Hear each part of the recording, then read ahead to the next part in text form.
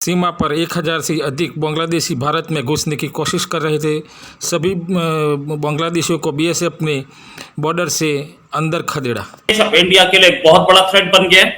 जी बिल्कुल बिल्कुल बिल्कुल, मतलब गजवा हिंद अब बांग्लादेश से आ सकता है इंडिया में। बिल्कुल आ सकता है। आ रहा है। ये आपका जो 4000 किलोमीटर का बॉर्डर है बांग्लादेश इंडिया का, यहां से कब से आ रहा है? वो दाखिल हुआ हो रहा है, कब से आ रहा है? भैया 1 करोड़ हिंदू है तकरीबन बांग्लादेश में, जिसके साथ वो लोग बहुत जुल्म कर रहे हैं आज की तारीख में। ये जितनी भी पॉलिटिकल पार्टीज हैं, जब हिंदू आएगा भारत, बंगाली हिंदू भारत आएगा, will they support? They will not support. ये बांग्लादेश के जो लोग हैं ये बड़े अनएजुकेटेड लोग हैं, बड़े दिमाग से पैदल लोग हैं और ये पाकिस्तानियों से भी बदतर है। लेकिन हमने ये चेहरा इनका कभी नहीं देखा था। लेकिन ये जो चीजें सामने आई दोस्तों, इसके बाद कंफर्म हो गया कि वाकई में इनमें और पाकिस्तानियों में कोई भी फर्क नहीं है। बांग्लादेश की तरह यहाँ पे लोग खड़े क्यों नहीं होते? क्यों नहीं होते? ये सवाल मैं आप लोगों से कर रहा हूँ ना, कि इन तमाम खराबियों के बावजूद पाकिस्तान के आवाम का एतमाद अपनी रियासत के ढांचे में है। बांग्लादेश की सिचुएशन जितनी भी खराब है वो पाकिस्तान से खराब नहीं है। लिहाजा इसको इस एंगल से देखना कि इन्होंने हमसे गद्दारी की तो देखें इनका क्या हो गया।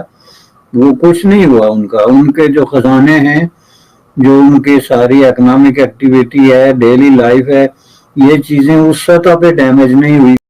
इस वक्त बांग्लादेश में काफ़ी बुरा हाल चल रहा है। यहाँ पर जमात इस्लामी के लोग सभी लोगों को मार रहे हैं और बांग्लादेश की स्थिति काफ़ी ख़राब है।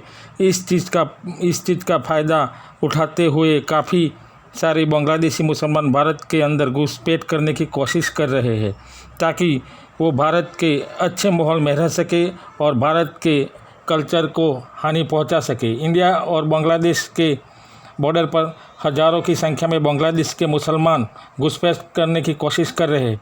बीएसएफ के जवानों ने उन्होंने रोका और उसको वापस खदेड़ दिया। ये सब देखकर पाकिस्तानी मीडिया में हलचल सी मच गई है। अगर वो ऐसे ही भगाते रहे तो इंडिया का माहौल कैसे ख़राब होगा। तो देखते हैं आपकी इस बाबत में आपकी क्या राय है, आप कमेंट करके ज़रूर बताइए। भारत माता की जय।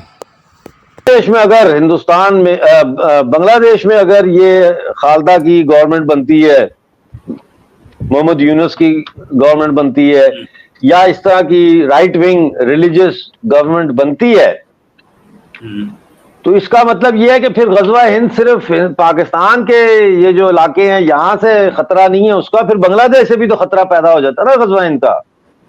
राइट, समझने की कोशिश करें यार बात को। तो हम उसका मुकाबला करने के लिए कैसे तैयारी करेंगे?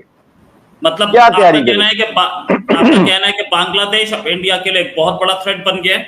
जी बिल्कुल बिल्कुल बिल्कुल, मतलब गजवा हिंद अब बांग्लादेश से आ सकता है इंडिया में। बिल्कुल आ सकता है। आ रहा है। ये आपका जो 4000 किलोमीटर का बॉर्डर है बांग्लादेश इंडिया का, यहां से कब से आ रहा है? वो दाखिल हुआ हो रहा है, कब से आ रहा है? लेकिन अब ज्यादा ऑर्गेनाइज्ड है क्योंकि अब उसको स्टेट बैकिंग होगी। अब स्टेट बैकिंग होगी और इधर पाकिस्तान में जीएचक्यू की बैकिंग है। कहां लड़ोगे? कहां लड़ेंगे हम? अभी तक हम ऑर्गेनाइज नहीं हो रहे। हमारी सेना कहां है? जनता की सेना कहां है? मुझे इंडिया की सेना से कोई लेना देना नहीं है, बीएसएफ से कोई लेना देना नहीं है। वो तनख्वाह लेते हैं, लड़ते हैं, बात खत्म हो गई। मैं जनता की सेना की बात कर रहा हूं।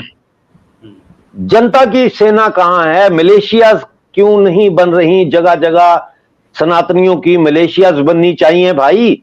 ये छोड़ दो कि टेबल टॉक करेंगे हम, वो है क्या है, पीसफुल हैं हम, शांति, ओम शांति, ये छोड़ो इसको। वो उसका टाइम अलग होता है और युद्ध जब सर पे आ जाए तो उसके तकाजे कुछ और होते हैं। पूरे हिंदुस्तान में इस वक्त जरूरत है कि सनातनियों की जो है दफाई मलेशियाज बनाई जाए। आपने बनाई ना, जम्मू में आपने विलेज डिफेंस कमेटीज बना दी है ना, वो कोई रेगुलर ट्रूप्स तो नहीं है ना, वो बनाई है ना आपने आतंकवाद का मुकाबला करने के लिए। ये पूरे देश में बनाओ। पूरे देश में बननी चाहिए, हर मोहल्ले में बननी चाहिए। उठा उठा के फेंको इनको, बाहर निकालो। 47 से पहले इस खित्ते का नाम क्या था? हिंदुस्तान। श्रीलंका का नाम क्या था? वो भी हिंदुस्तान ही मेरे ख्याल से सर। सरनदीप का नाम क्या था? बांग्लादेश का नाम क्या हिंदुस्तान। था? इसका मतलब है हिंदुस्तान हजारों सालों से है। ये सब अभी बने हैं, ठीक है। पाकिस्तान और ये हजारों सालों से है। ठीक है। उनका फलसफा हजारों सालों से है। ओहो। 2000 साल पहले कोतलिया चाणक्य अर्थशास्त्र लिख रहा है कि रूल कैसे करते हैं। उससे पहले मन्नू, यानी कि अर्थशास्त्र में जो रेफरेंस हमें मिलते हैं वो मन्नू के मिलते हैं। मन्नू की किताब भी मौजूद है कि हुक्मरानी कैसे की जाती है। और आज आपको बड़ी जिम्मेदारी से कह रहा हूँ, अच्छा 2000 साल पहले अर्थशास्त्र में जो कुछ लिखा गया, आज जमीन पर अमेरिका, बरतानिया, यूरोप, ये तमाम ने वही अदारे बनाए हैं। जसूस के पीछे जसूस रखना, अच्छा, यानी अदारों के पीछे अदारे रखना। आपका कहने का मतलब ये है कि ये सब चीजें 2000 साल पहले जो हिंदू हिंदुस्तान के, हाँ यस, हिंदुस्तान में हो चुकी है ये। तो वो फिलोसफिकली बहुत रिच है। ठीक है, ठीक है। तो हमारी अपनी फिलॉसफी है ही नहीं। हमारी फिलोसफी तो अभी 77 साल पहले हमने ये तय किया कि हमने कौम बनना, और हमने कौम बनाई मजहब की बुनियाद पर। ठीक है, जबकि मजहब की बुनियाद पर उम्मा बन सकती है, कौम नहीं बनती। ठीक है, ठीक है। अच्छा, कौमी शायर आपने बनाया अल्लामा इकबाल साहब को, जी जी, जो कौम डिक्लेयर होने से पहले ही फोत हो गए हुए थे। ठीक है, ठीक है ना। अच्छा, उसके बाद 11 अगस्त 1947 को मिस्टर जिन्ना की जो स्पीच है, हाँ। उसमें एक सेकुलर पाकिस्तान का कॉन्सेप्ट है। ठीक है, आपने 1950 में करारदाद मकासद पास करवाई, ठीक है। और मैंने पहले भी एक बार आपसे डिस्कस की किया थी, था। हाँ। इस रियासत के खतने कर दिए, हाँ, यानी इसे मुसलमान कर दिया। और हाँ। ये देखिए, मजहब इंसानों के होते हैं, ठीक है, रियासतों के नहीं होते। ओहो, रियासत का मजहब नहीं होता। रियासत की नजर में सिटीजन होते हैं। क्या बात है। मुसलमान, हिंदू, सिख नहीं होता, सिटीजन होते हैं। क्या हमारे टैक्स के बिलों में हमारे मजहब का खाना लिखा होता है? नहीं।